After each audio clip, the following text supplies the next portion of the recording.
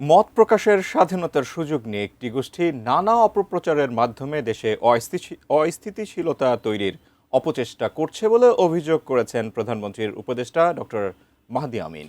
বর্তমান সরকারের ১০০ দিনের কাজের অগ্রগতি তুলে ধরতে প্রধানমন্ত্রীর কার্যালয়ে এক সংবাদ সম্মেলনে তিনি এই অভিযোগ করেন।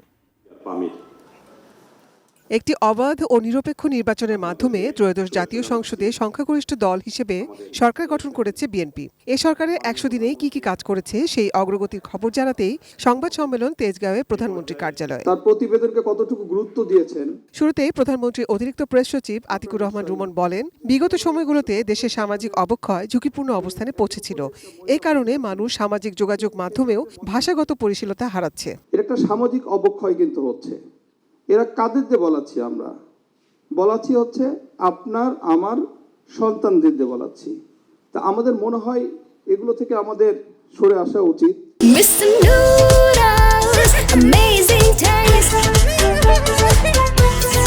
প্রধানমন্ত্রীর উপদেষ্টা ও তার কার্যালয়ের মুখপাত্র ডক্টর মাহদি আমিনও সামাজিক যোগাযোগ মাধ্যমের অপব্যবহারের বিষয়টিতে গুরুত্ব দিয়ে বলেন, এই সুযোগ নিয়ে একটি গোষ্ঠী উদ্দেশ্যপ্রণোদিতভাবে নৈরাজ্য সৃষ্টির অপচেষ্টা চালাচ্ছে বলেও অভিযোগ করেন তিনি। মাননীয় প্রধানমন্ত্রী, মাননীয় স্বরাষ্ট্রমন্ত্রী সহ রাষ্ট্রের গুরুত্বপূর্ণ ব্যক্তিবর্গকে নিয়ে বিভ্রান্তিকর প্রচারণা, অশোভন আচরণ ও অশালীন কর্মকাণ্ডের মাধ্যমে সামাজিক অস্থিতিশীলতা তৈরির যে প্রয়াস চলছে সেটি গণতন্ত্রের পরিবেশ ও রাষ্ট্রীয় শৃঙ্খলার জন্য ক্ষতিকর। ডক্টর মাহদি আমিন বলেন, ১৭ ফেব্রুয়ারি থেকে ২৪ মে পর্যন্ত মোট ১০টি মন্ত্রিসভার বৈঠকে ৬০টি গুরুত্বপূর্ণ সিদ্ধান্ত নেওয়া হয়। তার মধ্যে প্রায় ৬২% এরই মধ্যে বাস্তবায়িত হয়েছে। প্রথম দিন থেকেই প্রতিটি অগ্রাধিকার ভিত্তিক নির্বাচনী প্রতিশ্রুতি বাস্তবায়নে দ্রুত, দৃশ্যমান এবং কার্যকর পদক্ষেপ গ্রহণ করেছেন মাননীয় প্রধানমন্ত্রী। এই স্বল্প সময়ে ৯৪টি বিল পাস সময়ের বিবেচনায় এক অবিস্মরণীয় অর্জন। মাহদি আমিন বলেন, ২০৩৪ সালের মধ্যে বাংলাদেশকে $1 ট্রিলিয়ন অর্থনীতিতে উন্নীত করার উচ্চাভিলাষী লক্ষ্য নির্ধারণ করা হয়েছে। বহুল আলোচিত এস আলম গ্রুপের ৪,২৬৪ কোটি টাকার স্থাবর সম্পদ সফলভাবে জব্দ করা হয়েছে।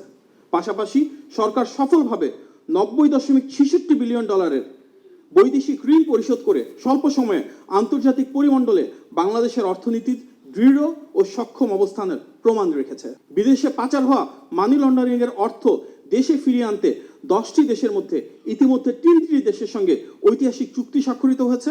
আইন শৃঙ্খলা নিয়ে সরকারের কঠোর অবস্থানের কথা জানিয়ে ডক্টর মাহদি আমিন বলেন, শিশু রামিসা সহ অন্যান্য সহিংস ঘটনায় দ্রুততম সময়ে কার্যকরী উদ্যোগ নিচ্ছে সরকার। মেহেরপুরে 9 বছর বয়সী একজন শিশুকে ধর্ষণের দায়ে একজন আসামিকে আদালত মৃত্যুদণ্ড প্রদান করেছেন।